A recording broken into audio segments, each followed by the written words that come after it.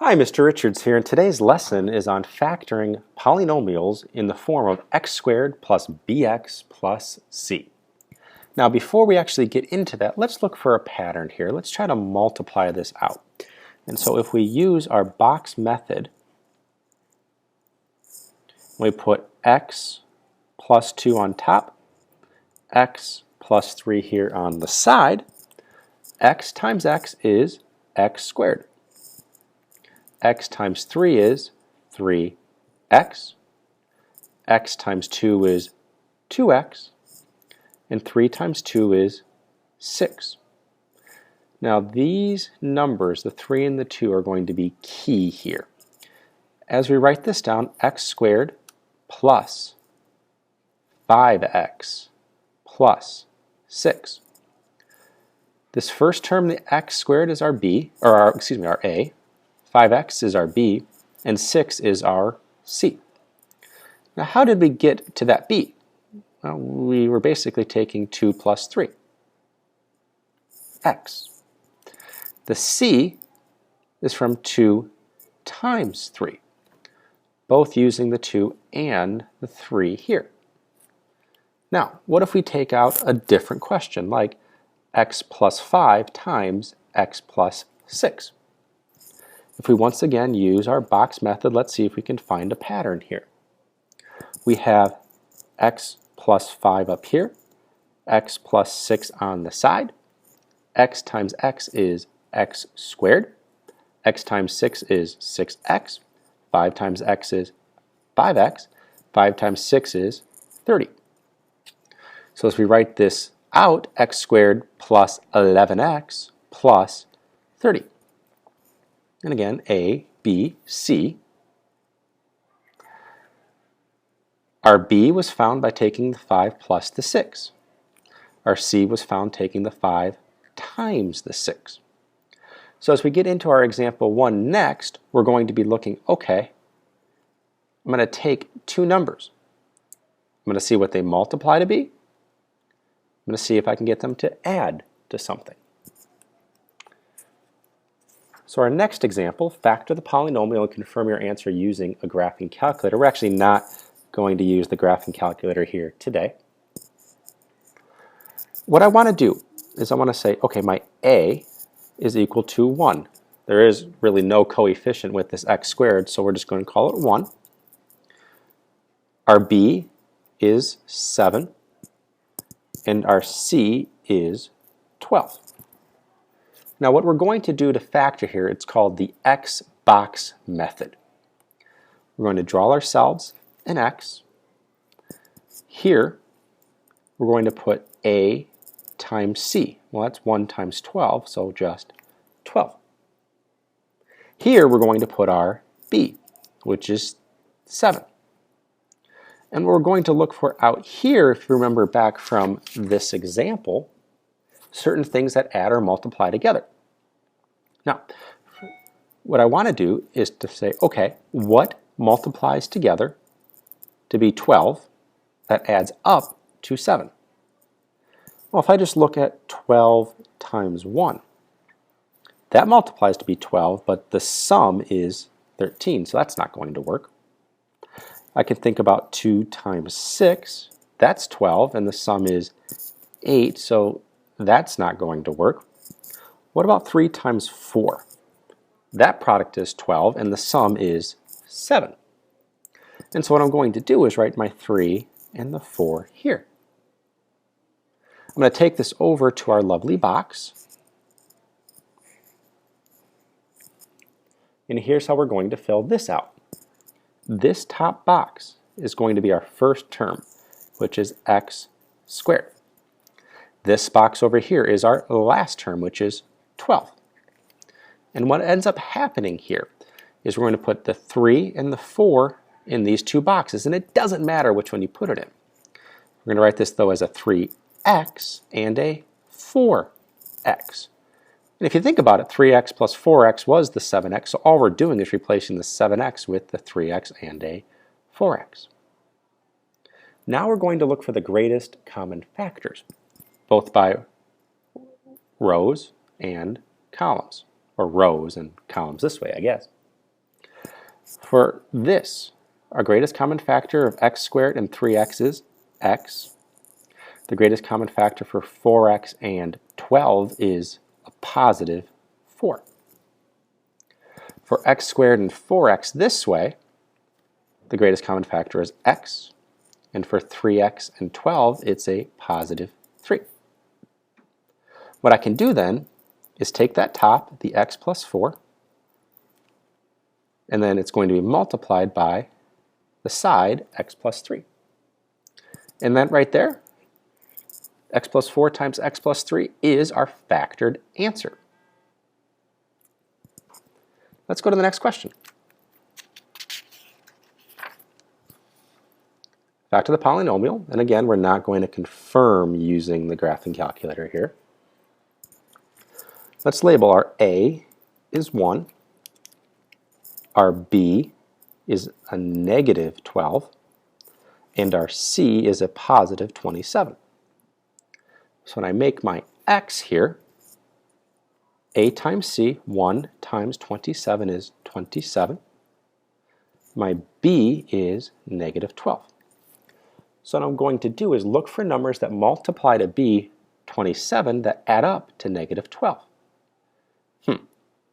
Well, let's start off in the range of 9 times 3. 9 times 3 is 27, but the sum is 12. So that's not going to work, but we're close. What if I used negative 9 times negative 3? Well, that product is negative 27 and the sum is negative 12, so we can put in negative 9 and negative 3 on these sides. Now as we draw our box here, we have the x box method. Our first term, x squared, comes in here. Our last term, plus 27, comes down here. Then, it doesn't matter whether I write negative 9x here or here, just pick a spot. Negative 9x, negative 3x. And now we need to look for the greatest common factor. Now, when you're dealing with positive negatives, our first example are all positive, so we didn't have to think about the negatives. But you're going to look at the top term, basically, or your first term, and that's going to tell you whether or not your GCF is going to be positive or negative. So when we have this x squared and negative 9x, the greatest common factor is going to be positive. It's going to be a positive x. When we look for the greatest common factor of negative 3x and 27, negative 3x means it's going to be a negative 3. What about this way? X squared and negative 3x is going to stay positive because of this, x. And then the negative 9x and the 27 is going to be negative since this negative 9 is negative. And it's actually going to be negative 9. And so my answer is x minus 3 times x minus 9. And you can always check these by either redistributing or, well, we actually have the box already set up. X times x is x squared, negative 3 times x is negative 3x, x times negative 9 is negative 9x, negative 3 times negative 9 is a positive 27. Those things combine to be negative 12, and sure enough, we have the answer. Let's continue on. Back to the polynomial, and once again, we're not going to confirm using the graphing calculator today. It is helpful still to write my a is 1, because in the next example, or excuse me, the next lesson, lesson 8.7, a is not going to be 1. And the cool part about this method is it works whether a is 1 or 5 or 6. Anyways, b here is 3, c is negative 18. And so, as I set up my x, my a times c, 1 times negative 18 is negative 18. My b term is a positive 3. So I'm looking for numbers that multiply to be negative 18 that add to be 3.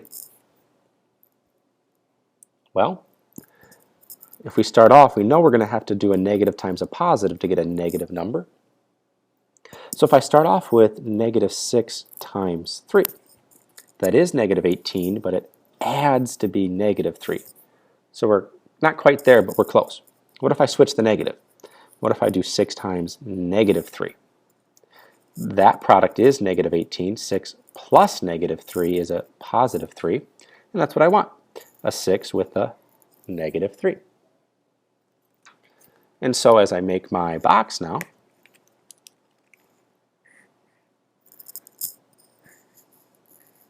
first term is x squared. Last term is a negative 18. And we're going to put in our 6 and negative 3 here. And again, it doesn't matter the order, 6x, negative 3x. And now we're looking for the greatest common factor. Greatest common factor of x squared and 6x is x. This negative 3x is negative here, so we're going to have a negative 3. X squared and negative 3x this way. This is positive, so it's going to stay positive. 6x minus 18, this term is positive, so it's going to be a positive 6. As I rewrite my answer, x minus 3 times x plus 6. And once again, if you wrote your answer, x plus 6 times x minus 3, it's the same thing. You don't have to write them both ways, but both answers would work. Now, as we apply this to the next example, this is where it becomes helpful to write down what is my A, what is my B, what is my C. My A in this question is 1. My B in this question is negative 1. And my C in this question is negative 20. And so as I make my X, my A times C, 1 times negative 20 is negative 20. My B is negative 1. So I'm looking for numbers that multiply to be negative 20, whose sum is a negative 1. Well, 20 times 1 or 20 times negative 1 is not going to quite get me there. And the more you do these, the more you'll just kind of lock in on the factors. For example, with 20, I know 5 and 4 are close to each other. And so if I were to try to do negative 4 times 5, that product is negative 20, but the sum, negative 4 plus 5, is a positive 1. And I need a negative 1. So if I switch the negative again, 4 times negative 5, that also is a product of negative 20 whose sum is negative 1. And so that's what I need. I need a 4 and I need a negative 5. So when I go to my box now, first term, x squared. Last term, negative 20. And then the terms for my x's, 4x and negative 5x. And I'll look for the greatest common factor here. The greatest common factor of x squared and 4x is x. Negative 5x and negative 20, since this negative 5 is negative, we're going to have a negative 5. X squared and negative 5x is going to be x. 4x is positive, so the GCF here is just a positive 4. So my answer is x minus 5 times x plus 4. Now, can we take all of that and solve an equation? Well, we need to get this right side of the equation to be 0. And so the way I'm going to do this is by subtracting 15 from both sides of the equation. Well, that kind of cancels out, and what we're left with is x squared plus 2x minus 15 equals 0. And now what I want to do is factor this part. A is going to be 1, B is going to be 2, C is going to be negative 15. And so if I make my x, my A times C is negative 15, and my B is 2. So what numbers multiply to be negative 15 that add up to 2? Well, let's look at 5 times negative 3. That is a product of negative 15 with a sum of 2. So again, the more you do these, hopefully you can just start to lock in on what the numbers you're going to use are. Now if we use our box, First term, x squared. Last term, negative 15. And then we have 5x and negative 3x. Greatest common factor here for x squared and 5x is just x. Greatest common factor for negative 3x and negative 15, this is a negative, so it's going to be a negative 3. X squared and negative 3x, that's positive, so that's x. 5x and negative 15, 5x is positive, so it's going to be a positive 5. And so what this is, factored out, x minus 3 times x plus 5. Now we're going to use that in order to solve our equation. Let's replace x squared plus 2x minus 15 with this factored form. So x minus 3 times x plus 5 is what we're replacing that with, and that's going to equal 0. Now we have this thing called the zero product property. Basically, if I know that a times b is going to equal 0, only one of these has to be 0. I mean, I could have 0 times 5 and that's still 0, or 5 times 0 and the whole thing is still 0. So what I'm able to do and apply here is to say, okay, either x minus 3 is going to equal 0, or x plus 5 is going to equal 0. And then solve these two equations. Add 3 to both sides there, and you get x equals 3. Subtract 5 from both sides here, and you get x equals negative 5. So x is either going to equal 3 or negative 5. Now it does say to check. And so as we check this, let's go back to the original equation up here. X squared plus 2x equals 15. I'm going to write that down twice.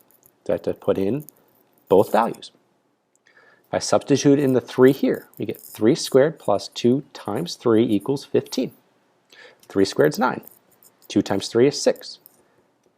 9 plus 6 is 15. So x equals 3 works. What about the negative 5? Well, we're going to put negative 5 in for x in both places. Negative 5 squared is a positive 25. 2 times negative 5 is a negative 10. And sure enough, 25 minus 10 is 15. 15 equals 15. And so x also equals negative 5 is a solution. So x equals 3 and x equals negative 5. Now as we get into our last example, Marion wants to build a new art studio that has 3 times the area of her old studio by increasing the length and width by the same amount. What should be the dimensions of the new studio? Well, first we need to find what the dimensions of the existing studio were, at least the area of it. And remember, area equals length times width, guys. So, area here originally was equal to 12 times 10. So the original area was 120 square feet. Now, she wants to increase it by 3 times. So we're going to take 120, multiply it by 3 to get 360 feet squared. That's what we want the new area to be. Now, this length is represented by x plus 12. This length, or width, is represented by x plus 10. Now, area is length times width, so if I take x plus 12 and x plus 10 and multiply them together and set them equal to 360, I should be able to find, with a little bit of work or a lot of work depending on your perspective, the value of x.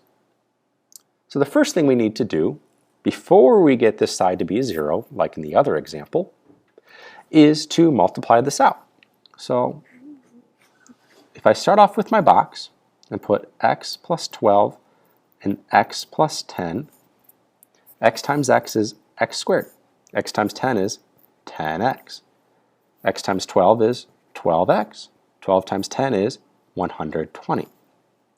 And so this becomes x squared plus 22x plus 120 equals 360. Now, I need to subtract 360 from both sides of the equation so we can get this right side to be 0. So x squared plus 22x then minus 240 is going to equal 0. Now that's the next equation that we need to factor. So let's set up the x. We have a equals 1, b equals 22, c equals negative 240. So my AC is negative 240. My b is 22. And so we're looking for numbers that multiply to be negative 240 that add up to be 22.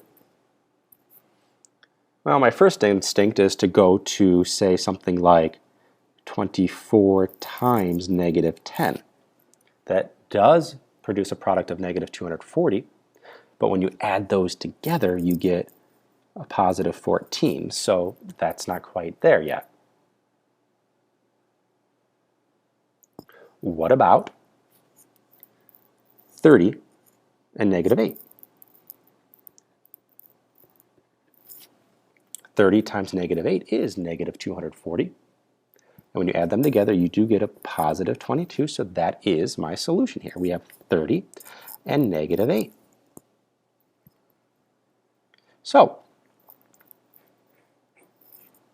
if we make our second box in this question, our first part here is x squared. The last part here is negative 240. Then, doesn't matter the order, I'm going to put negative 8x here and 30x right there. And let's look for the greatest common factor now. For x squared and negative 8x, it's x. For 30x and negative 240, that's actually simply going to be 30. X squared and 30x this way is x. Negative 8, negative 240, this is a negative 8, so it's going to be a minus 8. So I can rewrite this equation here using x plus 30 times x minus 8 equals, well, 0. And just like in the previous example, we can say, all right, x plus 30 can equal 0, or x minus 8 can equal 0. Well, when I subtract 30 from both sides here, I get x equals negative 30. When I add 8 to both sides there, I get x equals 8. Now, is it possible to have a negative length? Well, certainly not in this question, so that's going to go away. And x is going to equal 8. But we need to finish the question. We need to find the dimensions of the new studio, not just what x is. And so since we had, of course, one last time there, hopefully breaking, we have x plus 12 and x plus 10 being our dimensions. Put in the 8. 8 plus 12 is 20 feet.